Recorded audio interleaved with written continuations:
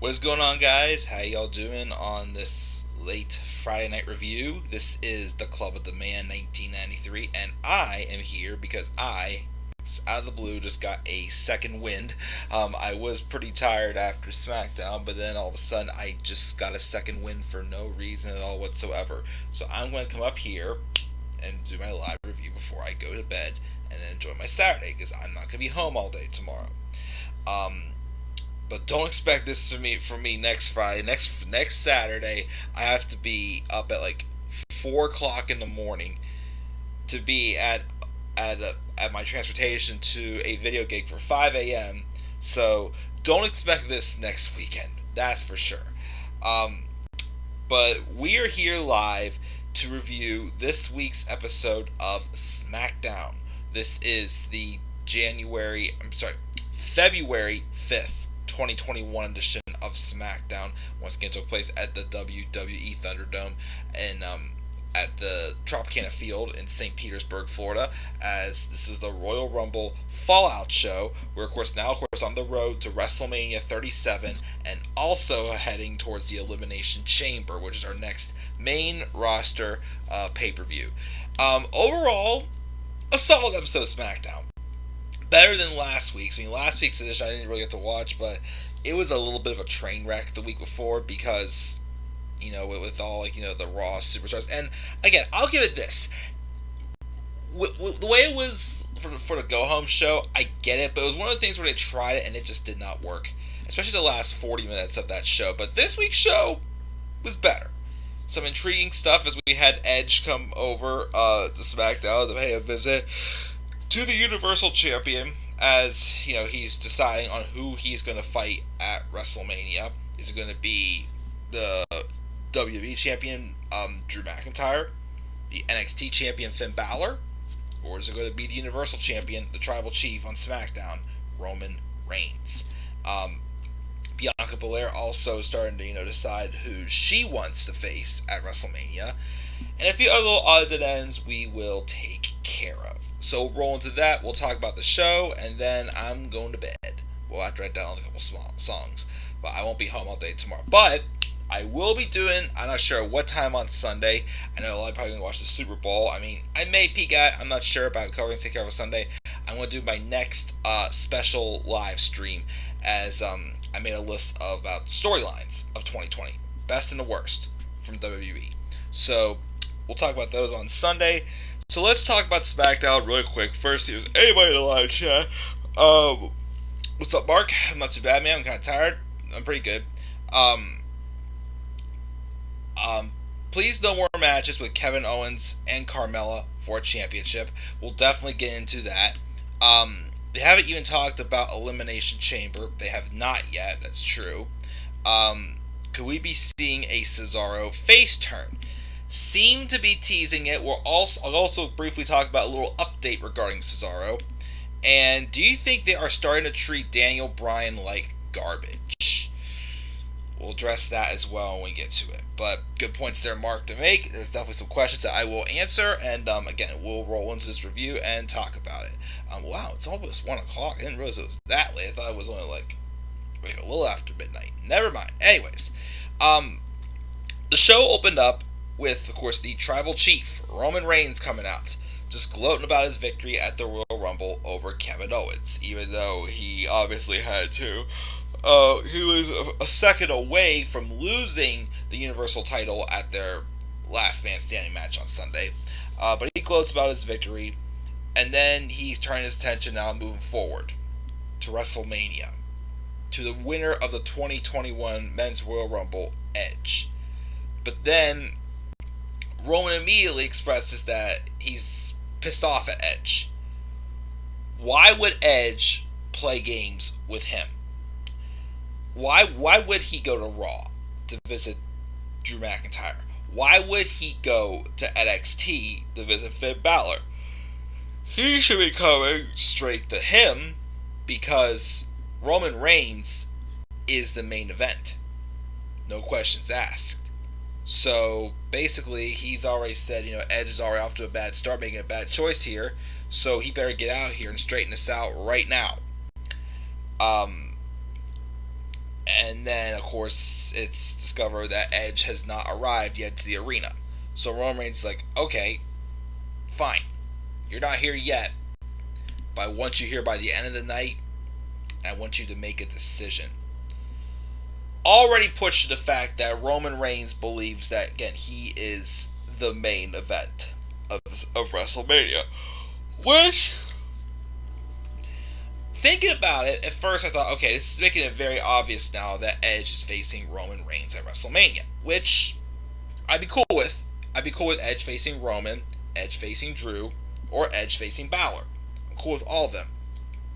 Still highly doubt he's going after Finn. Because like I said before, I said in my NXT review, Edge just got back. There is plenty of people for him to wrestle on Raw or SmackDown. If his options were starting to wind down, then yes, I'd say go after Finn Balor in NXT, which would be pretty darn awesome. Again, my only gripe with him wrestling Roman Reigns, is the fact that we're not getting Roman Reigns and Daniel Bryan. And I feel like we're really running out of time with Roman Reigns and Daniel Bryan. So I'm still kind of hoping that's a direction, unless we're doing it that fast lane or something. Well, even so, I still don't know what they're doing with Daniel Bryan after tonight. Because we'll talk about that in a second. But I'm starting to lean a little more towards the fact that I believe they're going to do Roman Reigns and Edge. Which again, I'm cool with. But I'd still rather see Roman Reigns and Daniel Bryan. But, of course, they're already pushing towards that. So, Roman wants an answer from Edge by the end of the night. And again, he's also pissed off because Edge did not just come straight to him and basically acknowledge him as the main event, as to be the one for him to challenge. So, that upset Roman. We have Dominick Mysterio taking on King Corbin again. Before the match, Corbin attacked both Dominic and Rey on the ramp, and they had the match. And then again, for some weird reason, Rey Mysterio crawled underneath the apron, held down King Corbin's foot, and helped Dominic win the match. Again, like I said before, I'm starting to think we may not be turning Dominic yet. Again, unless they rush it, which again I don't think they should rush. They should rush this. There needs to be a little more to the story. Like what happened with me bringing in someone bigger to take care of Corbin. And yes, I get the 1 week they had Dominic clearly let me do it and it didn't work. But then of course now we're doing things Rey's way. But again, what happened with Rey Mysterio bringing in someone bigger to try to take out Corbin? Like I said, I thought that we had the storyline where Rey is focusing a little more on someone else rather than Dominic, and Dominic eventually grows jealous. Or now, it looks like we're more doing so that Dominic's going to get sick of being bossed around, so that's when he'll turn on his father. So, I'm thinking now it may not be at WrestleMania. Here's the thing. If the Street Profits do not win back those tag titles from the Dirty Dogs, Ziggler and Rude, have Rey and Dominic win the tag titles at Mania. Get that out of the way, and then SummerSlam this year, we could do Rey and Dominic.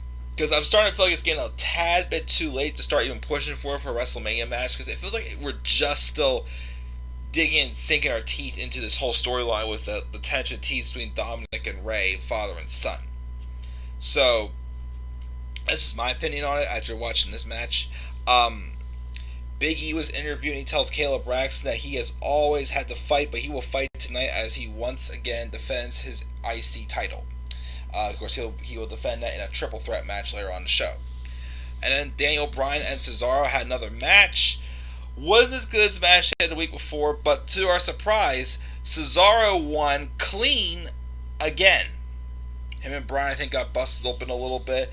Afterwards, though, Cesaro went into the corner and fist bumped Ryan and gave him some respect. So, are they turning him face? I don't know. The other thing is there's rumors spreading around today that apparently Cesaro, whose contract I think was supposed to expire shortly after WrestleMania, apparently Cesaro has signed a new contract with WWE and he's staying with the company. I know a lot of people aren't happy about that because, again, let's just face it, within the past decade, I'm going to continue to say this, Cesaro is definitely the most underutilized and should have been in a World Championship feud. I still have my doubts that he may still get that opportunity with staying with WWE, but again, it was his choice. If he's happy, if he's enjoying his time, if he's okay with not being, pushed as a main eventer, I guess that is what it is. But Daniel Bryan also, here's the thing. I know I keep saying I want to see Daniel Bryan and Roman Reigns at WrestleMania, but here's the thing. Bryan's been losing a ton lately. If he's losing a ton, why should we want to see him fight in the match at Mania? Like, it's okay for them to put over guys like Nakamura or Cesaro or Jey Uso or a few others. But again, in order to keep that credibility that if someone beats you clean, it's a big deal, you kind of got to get some victories there too. So, I getting a little concerned about Bryan, because again, if he doesn't start winning soon, then why are we going to want to see him face Roman at WrestleMania when he's being booked kind of weak? But whatever, still a solid match.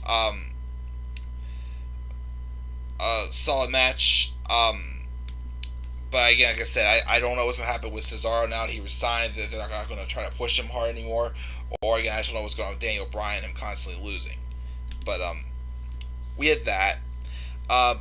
Bianca Belair had a promo with Kayla Braxton that she wants to make her family proud, and also she will be making her decision soon about which women's title to challenge. And then we have Bayley defeating Ruby Riott in a pretty solid match. Again, these two actually have pretty decent chemistry. Kind of want to see a little more from them, as Bayley, of course, who has had her time to shine, but Ruby Riott still waiting for that big push for Ruby Riott, especially for a singles push. So we have that match. And then Bianca Belair came out to the ring and notes about how her life changed overnight winning the Rumble, and all the respect and all the congratulations texts she got from everybody. Feels pretty good. And she's trying to decide on who she wants to face. Puts over Asuka with her accomplishments, and puts over Sasha Banks and her accomplishments. But also mentions Sasha's my girl. We got good chemistry together. I'm like, you bet you do, and you will when you have a match at WrestleMania. So pick Sasha. She did not mention anything about, though, going after the NXT Women's Championship with Io Shirai. Speaking of NXT, also, I'm kind of glad that Rhea Ripley did not show up on this show. I thought for a second she was, but again, I think Rhea needs to go to Raw and fight Charlotte. I mean, well, they do give the belt to Charlotte randomly. I guess do that rematch at WrestleMania, since there's going to be a little bit of a crowd there this year, and they didn't get that last year. If not, have her fight Asuka.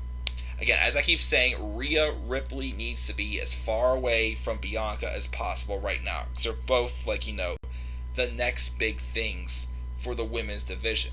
So keep them separate for now, and then bring them together future down the road or something, but keep them separate. But anyways, out came Reginald, who claims that she can beat Asuka, well, probably because Carmella's beaten Asuka with help from James Ellsworth, of course. But you're not going to be able to beat Sasha Banks. And of course, he's only saying that because Carmella can't beat Sasha Banks. Well, one-on-one at least, she can't beat Sasha Banks. In tag matches, she has. Carmella comes out and taunts Bianca, highlighting how she has beaten Banks before and is certainly can beat her. Sasha comes out and says she will focus on the road ahead, but she is better than Bianca. She puts over Bianca, as everything except for the best, as Sasha believes she is the best. But if Bianca chooses Sasha to fight, she won't be able to defend her She won't be able to defend her for the Smackdown Women's title. And then Reginald continues saying that she can't beat Sasha, and Bianca finally just snaps and takes the hair and starts whooping Reginald's ass with the hair, which was nice to see, because I don't think Bianca's will use much of a hair whip since she's come to the main roster, so that was definitely relieving to see that for sure. But we want Bianca and Sasha. I want that match for Mania. Please, Lord Jesus, please give us that match. And it happens, it will be awesome. Paul Heyman also informs Roman Reigns that Edge has arrived. We do see Edge, backstage, I think with Nakamura, shaking his hand, talking to a few others as well. We also have a match between the Dirty Dogs, the tag team champions, Ziggler and Rude, taking on the team of Otis and Chad Gable. Whole time they had not American Alpha. Wow, that's a throwback. The Street Profits on commentary, through satellite or through video. It was fine. I mean, got a little annoying at times, but better than what we get with Michael Cole and Corey Graves with Vince in their ear. Dirty Dogs won though, so like I said, I don't know if Street Profits are going to get that rematch soon, or again, Sonya's waiting on, because apparently they have to give more tag teams opportunities. Once again, no offense, Sonya, but where are the tag teams? Probably the lowest point of the show, I'd say, is that match. We also get a video package shown for Hulk Hogan versus Andre the Giant, and Hulk Hogan recalls and reflects on that match. And again, it was just a hi-bye thing from Hulk Hogan. We also got a video package that Seth Rollins, even though he returned at the Rumble, is returning to SmackDown next week. Kind of poking around with it, so we'll see what happens with it. And then the main event match was Big E, Apollo Crews, and Sami Zayn for the IC title. And it was a solid match. Again, Sami Zayn continues conspiracy. Apollo Crews, again, just his frustration is building as he's trying to get that IC title and get back on track, which he was when he had the US title. And Big E knows being a fighting champion. It was a great match. One of my favorite spots of the match that was towards the end, wherever Apollo Crews had Sami Zayn held up in the air, and he just chucks him across the arena into the timekeeper's area, which is a nice spot to do. Sami, who looked like he was about to win the IC title though before Crews pulled him out, had hit Big E with the haluva kick, and then after Apollo got rid of Sami, he tried to take out Big E, but Big E is merely calling for a big ending. Big E retains, and then Apollo Crews is just glaring on Big E with frustration. Glaring, and I'm like, do it, pull the trigger. It's like that match that's like a classic, like so good that you're on your seats, like, oh, so close. And I keep feeling that way with Apollo Crews. We missed the opportunity to turn him heel last summer when he feuded with the Hurt Business. Still think he should have turned heel then, but now we've actually have a story going again for Apollo Crews to turn heel. He's showing that frustration. You're seeing the cracks form in his soft sides. He is just there, ready to be a heel and ready to just take the world by storm. Because again, he's improved a lot for sure since moving over to Raw last year and having Paul Heyman to work with, but jeez, oh man, that heel turn is so close, and I'm dying to see it happen. It will happen. But Big E retains, and then we get the ending segment with Edge coming out to the ring, hinting at who he should face at WrestleMania. Roman Reigns came down, noting how Jay won't attack Edge without his blessing. He then says He sends Jey Uso and Heyman to the back. And basically he just asks Edge, again, to acknowledge him as the main event of WrestleMania 37 and make his choice for who he wants to face. And he goes, now that is your cue. And I'm just like, is he going to just spear him and say yes? Or is he going to basically say, I don't know yet, and get attacked or something? Like, is Jimmy Uso going to attack or something? I don't know. But then, kind of on a little bit of like a wet note, Kevin Owens comes out of the blue and stuns Roman Reigns out of nowhere. And basically the show ends with Edge and Owens staring over Roman like super abruptly. Again, what Mark said in the live chat, I agree. One, Carmella should not be getting any more championship shots. She's lost 2 one-on-one matches for the title to Sasha Banks. No more. And And then again, as much as I've loved the storyline in the match with Roman Reigns and Kevin Owens, it's time to move on to someone else for Roman. Like why? Like, you could have had someone else come out and do that to Roman. We didn't have to have it be Kevin Owens. Again, if they, for some reason, which I don't think they should, that they would do one more match with Owens and Reigns, I'd say probably an I Quit match, because obviously, Roman had to cheat and use some distractions to beat Owens in Last Man Standing. So I guess the only other option would be is I Quit. He can't completely keep him down for sure, but he can get him to quit. Maybe, who knows? I don't know. But yeah, strange ending indeed with having Owens get involved in that. I didn't really like that because, like I said, it's time to move on to something else, But that's going to do it for this review of SmackDown. Again, I gave the show a B-, a solid show. I thought it was a couple little kinks in there and whatnot, but it was still pretty solid. Live chat before I go off the air. Why does Vince always overlook the 2 pay-per-views before Mania? Why does there have to be 2 pay-per-views before Mania also? I don't get that. What's up, Tyler? Mark says, please keep Seth away from the Mysterios when he returns next week. I'm hoping to God that's true as well. He's surprised we didn't see Rhea. Again, me too, but like I said, I'm glad we didn't. Again, Rhea should be on Raw and kept as far away from possible from Bianca Belair. Give them their own shows.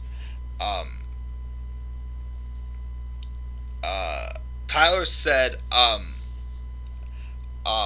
Seth should stay on Raw. I guess SmackDown's a little bit of fresh air, so we'll see how it goes. It's still too early for me to decide if going to SmackDown was a mistake yet. He also said worst WrestleMania main event. Oh boy. Oh boy. Oh boy. Probably either Brock and Roman at WrestleMania 34. Triple H should Roman Reigns at WrestleMania 32. Yokozuna and Bret Hart at WrestleMania 9, where Hulk Hogan won the title. There was a couple of them, but just for you to be safe. Best main event, no doubt about it, WrestleMania 17 between Rock and Austin. No doubt about it, the best one. Mark gave SmackDown a C. Okay, I gave it a B-, he gave it a C. Totally cool. Let's go check out, guys. I will be doing again a special live stream involving storylines from 2020 on Sunday, unless I get home earlier than I expect tomorrow and have time and I'm awake enough. I'll do it tomorrow, but expect it sometime on Sunday. And of course, as always, stay tuned for more content to come on my channel. So guys, that's my review of SmackDown. Gave it a B-. What are your thoughts on SmackDown, guys? Leave your thoughts down in the comment section below. Slap a like on the video and subscribe or comment to my channel. And follow me on Twitter at DemandAir23. So till then, guys, I am checking out. Have a great rest of your night, and I'll see you all later. Peace out, everybody.